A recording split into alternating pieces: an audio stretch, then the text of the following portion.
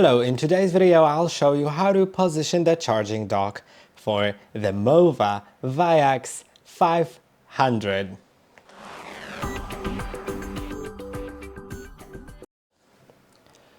To do it, you will need to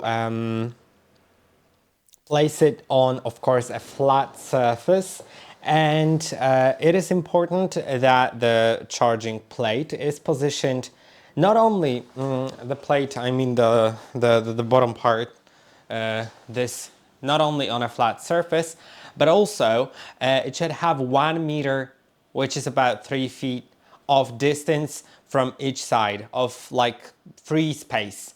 So from both sides and from the front, there should be 1 meter free of obstacles, walls, or fences, anything else like that. So the robot can easily position itself into the charging station. And then once it's placed in that kind of position, you can use 6 screw holes to screw in those long black screws that are included in the box. They're, I think, plastic. You can screw it into the grass to make it stay there. And I hope that this video was helpful. Don't forget to like and subscribe, and I'll see you in the next one.